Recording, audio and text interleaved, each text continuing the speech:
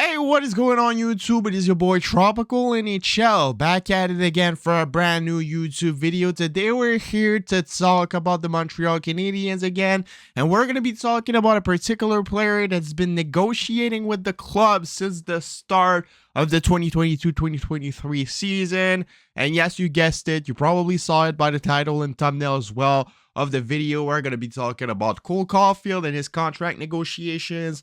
I mean, it's been going around for a while now, some rumors about Caufield wanting to leave Montreal, Caufield wanting to have a short-term contract, Caufield wanting to get traded.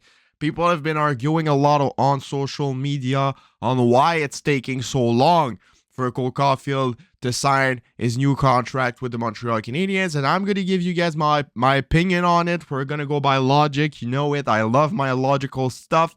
And we're going to look at that situation. Before getting into the video, I invite you guys to subscribe if you haven't already. We're trying to get to 5K subscribers before the summer, 21st of June. That's the date. So since 70% of people watching the videos aren't subscribed, I'm pretty confident that it's obtainable. So if you want to help me out and get daily NHL/Habs videos, I strongly suggest you to subscribe and turning on post notification as well as the like button. Let's try and get 100 likes on this video. That would be amazing. So yeah, Caufield, he is going to become an RFA July 1st if the Montreal gonna qualify him. Well, of course, they're going to qualify him if they haven't agreed to terms by then. Some people are scared that Caufield is going to get offer sheeted.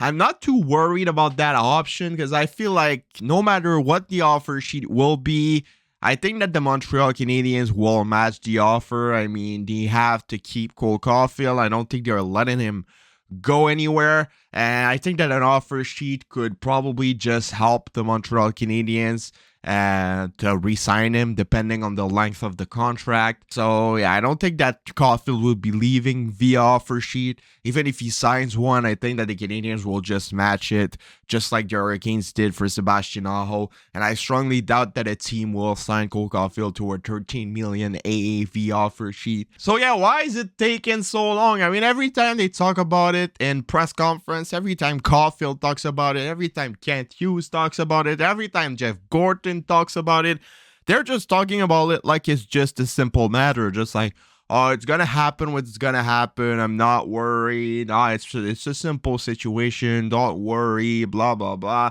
But since it's that simple, apparently, why is it taking so long? If you guys are agreeing to everything, why haven't you signed the contract yet?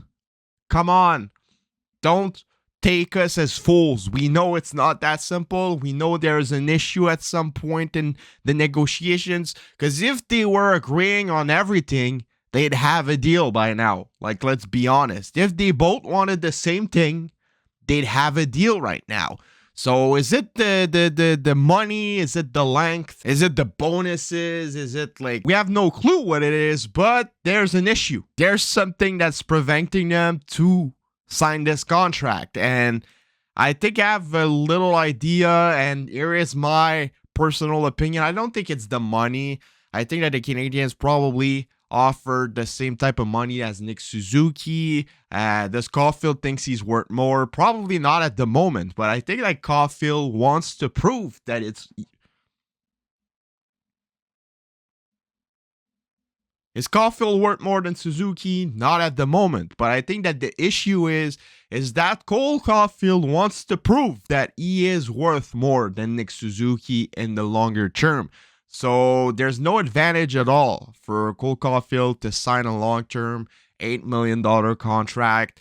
He has more advantage by signing a bridge deal. A UFA bridge, an RFA bridge, it doesn't matter. If I'm Caufield, I'm looking at those types of contracts, because if he signs an 8.5, an 8 million, a 7.8, just like Suzuki did, and then for 4 straight years, he scores 50 goals, he's going to be underpaid. And this year didn't help him at all. He had a pace of 48 goals. He got injured and missed the remainder of the season. So he hasn't proved yet that he's capable of scoring 50 goals. His highest goal season is 26. So it's a pretty interesting situation. Some people say he wants the big money in the longer term, and that's why he doesn't want a long-term contract. He wants to sign a 3, 4, 5-year contract, and then after, prove what he's capable of, score 50 goals in multiple seasons, and after that, he's going to be asking for $10.5 million contract. And I think it's pretty fair. Like, if I was him, that's probably what I would be looking at. But there's a chance that he actually wants a Matthews type of contract. And you know what the Matthews type of contract is. It's a 5-year deal, a UFA bridge deal, a bridge that's going to bring him right into the UFA at the end of the contract to test out the market. Some people say that's what he wants, because the taxes in Montreal are too high. And if he's able to prove that he's worth $10.5 million a year, he will want to play somewhere else to avoid the taxes. I mean, when you're looking at this, it makes sense in some ways. Yes, Caufield wants to play in Montreal. Yes, Caufield loves playing for the Canadiens.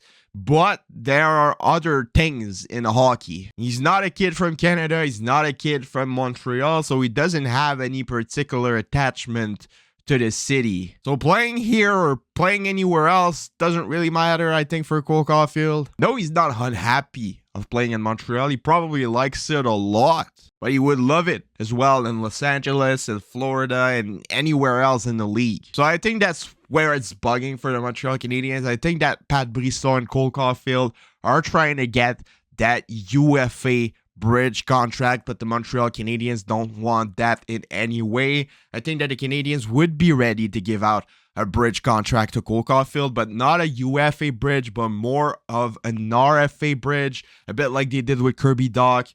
They signed him for 3 or 4 years. At the end of the contract, he's still an RFA, and then after that, they can give him the big money for a longer term contract. I think that the Montreal Canadiens would definitely be ready to do that. It's either that or a longer term contract right now, but they are not letting him sign a UFA bridge contract to let him walk to free agency and leave after 5 years. They probably want the Stanley Cup window to be open around 4 or 5 years. So if Cole Caufield is leaving right when the Stanley Cup window is open, it's just not worth signing him at the moment for that type of deal. So the issue is probably the Canadiens want either a RFA bridge or a long-term contract, and the Caufield side wants a UFA bridge. I think that's the only thing that could bug for me, is that Caufield wants to prove himself, and he wants to prove it to the entire league and not only the Montreal Canadiens. And we've seen multiple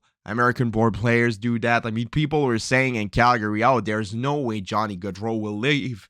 He loves it here in Calgary. Look at now. He left to finish last with the Columbus Blue Jackets just to be closer to his hometown. So yes, Cole Caufield loves playing in Montreal just like Johnny Gaudreau loved playing in Calgary. But that doesn't mean that he wants to stay here for his entire career. And so yeah, I just hope I'm wrong. I hope he doesn't want the UFA bridge, but I think that there's no way that Gorton and Hughes will sign him to that.